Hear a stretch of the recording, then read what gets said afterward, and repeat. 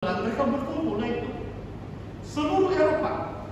Mereka akan datang macam kita buat konferensi atau persidangan. Ya, tapi pastor-pastor yang di kota besar itu memang mereka lebih berpengaruh. Seperti di Alexandria, itu kota yang terkenal di Mesir waktu itu. Di Rom memang ada pastor di situ, tapi waktu itu dia bukan nomor satu. Kalau sekarang, kalau Roman Katolik, Pope itu nomor satu kan. 300 tahun yang pertama tidak ada gereja yang lebih menonjol, semua sama saja. Dan waktu itu pun tidak ada nama. Kalau nama gereja itu, kalau kita lihat Alkitab, Paulus hanya katakan kepada jemaat di Korintus, itu saja, church. Hanya nama gereja itu hanya church di kota itu. Kalau mungkin saya sebut kamu church di kota Kinabalu itu yang paling alkidabiah. Sebab kalau dalam firman Tuhan begitu, supaya kita memahami. Sebab ini penting juga. Kadang-kadang saya sangat bangga. Saya sudah 26 tahun pastor SID. Memang saya bangga. Cuma kadang-kadang kalau terlalu bangga nama gereja, itu membawa macam sedikit perpecahan. Oh, kamu ini SID, saya bukan SID, lain saudara. Tapi kalau kita semua anak-anak Tuhan, kamu jemaah di kota Kinabalu, senang sih, brother, sister, ini. Maksudnya itu pendekatan saya. Kalau kamu percaya Yesus, saya akan mengasihi kamu as my brother, as my sister. Supaya sama kita, macam kita ini keluarga. Tidak ada yang boleh membawa perbezaan atau perpecahan. Kalau kita terlalu menyanjung itu nama gereja atau doktrin. Ini sebagai penjelasan dalam 300 tahun pertama itu. Kenapa waktu itu Bishop dari Alexandria, bila dia tulis surat, dia senaraikan 27 kitab perjanjian baru. Itu diterima umum. Dari situlah itu, abad yang keempat. Dari surat Bishop Athanasius, kemudian tidak ada pertikaian lagi. Seluruh gereja umum terima 27 kitab kita sekarang. Dari Injil Matius sampai Wahyu. Tiada sudah question persoalan. Sebelum itu kadang-kadang, saya beri contoh. Macam kitab Wahyu, ada segelintir gereja mungkin untuk lebih kurang 200 tahun. Mereka susah mau terima kitab Wahyu. Kamu tahu kenapa mereka susah terima kitab Wahyu? Macam takut-takut kan, banyak itu penghukuman, banyak itu penghakiman, dan antikristus itu binatang, dan membunuh orang, macam-macam itu dalam kitab Wahyu. Jadi, tapi kalau kitab Wahyu pun, kalau saudara tahu sejarah gereja, sangat menarik. 90 lebih gereja dari waktu Yohanes menulis Wahyu sudah terima. Hanya beberapa saja gereja, mungkin tidak sampai 5%. Tapi setelah Athanasius, dia senaraikan 27 kitab-kitab perjanjian baru sampai hari ini.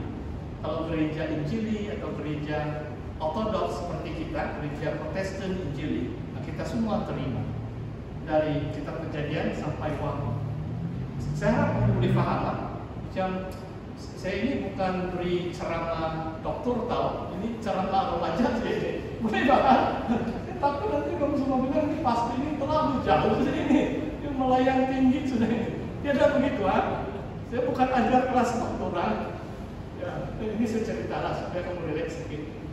Beberapa minggu yang lalu, saya memang terjumpa satu kawan saya perempuan. Itu ya sebelum PKP.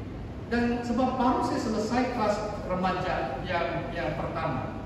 Kelas remaja kita dulu 4 bulan yang lalu. Wah, saya excited. Saya sharing dengan dia. Saya bilang, wah, saya mulakan di kelas tunas remaja. Ini kawan perempuan saya, bukan yang ada beberapa kawan saya. Jadi ini memang dia juga bos.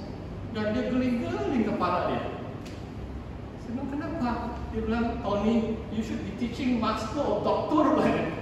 Dia macam tidak suka dengan saya cerita yang saya mengajar. Tapi sebagai pastor, itulah saya beritahu ke pimpinan di sini. Tuhan meletak beban dalam hati saya untuk mengajar kelas tunas remaja. Saya harap kamu ada respon yang baik. Karena kan bilang di pastor, jauh sudah ini saya tidak paham, tidak mau datang, susah lagi.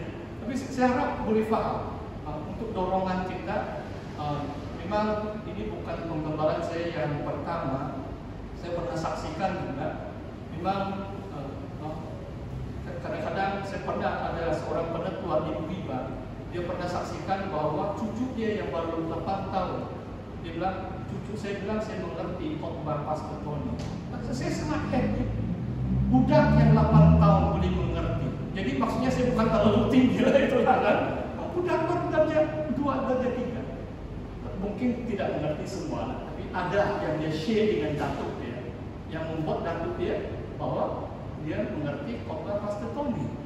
Itu kesaksian. Saya harap kamu memahami maksud saya, supaya kamu tidak rasa saya terlalu jauh, tetapi itulah saya minta kamu bertanya.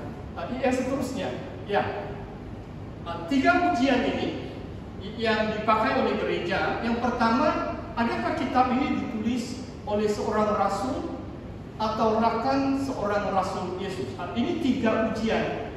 Bagaimana mereka menilai dan memilih kitab-kitab dalam kanon perjanjian baru?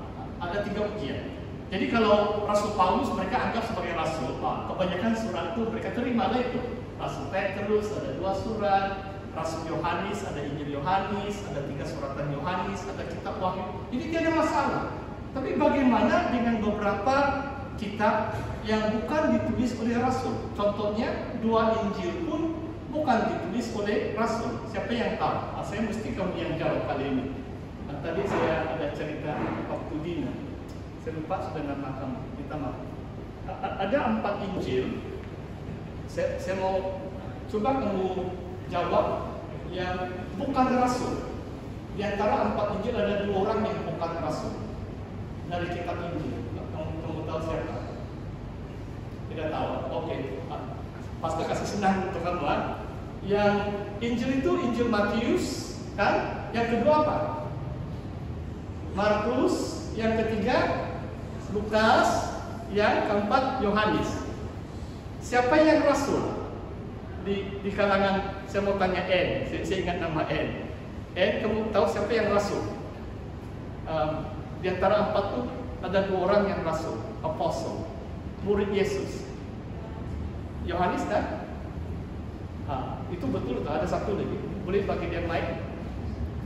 Salah tidak apa, ini kita enjoy saja. Markus? Tidak. Oke. Tapi Yohanes betul, tepat 1 lagi. Siapa yang rasul? Siapa adalah rasul Yesus? Siapa yang tahu? Saya lupa. Saya JJ. Kamu boleh jawab. Boleh gak? Selain daripada Yohanes. Saya mau tengok siapa yang saya tidak banyak pak saya tahu nama ini. Kamu kenalin kalau pasti kenal nama kamu. Ya, tengok minta maaf lah. Sebenarnya Pastor Lala yang tidak ingat nama kamu. Jadi mau jawab. Saya coba. Ya. Tadi Yohanes. 1 lagi. Markus bukan, jadi hanya 2 tinggal. Matius atau Lukas, mana 1 yang rasul? Matius atau Lukas? Lukas. Tidak apa, dapat hadiah juga itu. Ya sebenarnya Matius ya oke. Jadi Matius dan Yohanes adalah rasul, 12 murid. Sebenarnya itulah ini asas ini. Di Singapura pun beberapa kali saya marah-marah di dalam khotbah saya. Saya tegur itu gereja di Singapura, PMM juga saya layani. Saya bilang, kamu tahu ini kesebelasan utama MU, tapi 12 murid Yesus kamu tidak tahu. Wah, mereka bergegar. Bang Pastor, tangan. Jangan kamu hanya tahu main bola. Baca kita begitu lah itu. Jadi maksudnya begini, ya. Saya jelaskan. Jadi kalau kamu baca senarai 12 murid atau rasul, murid Yesus ada 12 kan? Murid tapi disebut sebagai rasul. Rasul maksudnya Tuhan mengutus mereka. Jadi Yesus bangkit, Tuhan beri mereka Roh Kudus, mereka diutus, mereka pemberita Injil, mereka menanam gereja, mereka menyampaikan firman Tuhan untuk menanam gereja. Tapi yang 2 ini bukan rasul, Markus dan Lukas. Saya mau terangkan kenapa Injil mereka diterima. Markus adalah sahabat Petrus. Dia rakan. Jadi Markus Injil Markus diterima sebab mungkin tradisi dia, Petrus baru tulis 2 surat sebab dia nelayan.